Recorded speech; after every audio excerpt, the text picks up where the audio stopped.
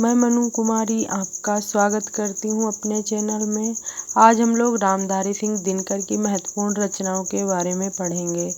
रामधारी सिंह दिनकर का जन्म 1908 ईस्वी में बिहार के मुंगेर नामक जिले में हुआ था। और इनकी फिर इम्पोर्टेंट रचनाएं पढ़ेंगे हम लोग।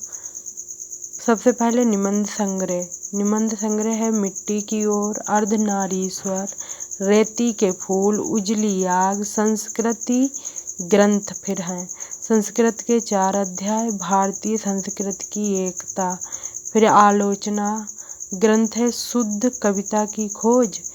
काव्य ग्रंथ हैं रेणुका, हुंकार, सामधेनी, रूपवती, कुरुक्षेत्र, रसीम, रथी, उर्वशी, परशुराम की प्रतीक्षा। दिनकर जी की भाषा शुद्ध साहित्यिक खड़ी बोली है।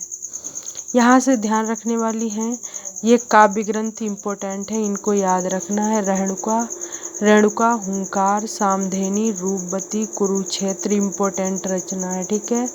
और रसीम, रथी, उर्वशी भी इम्पोर्टेंट है, याद रखना, ये आ सकती है पेपर में और पूछी भी जाती है। हाई स्कूल की परीक्षा में भी पूछी जाती है कि उर्वशी किसकी रचना है, ठीक है, याद रखना। परशुराम की प्रतीक्षा। और इनके निबंध संग्रह याद रखना है। मिट्टी की ओर, अर्धनारीश्वर भी पूछा जाता है। रेती के फूल, उजली आग।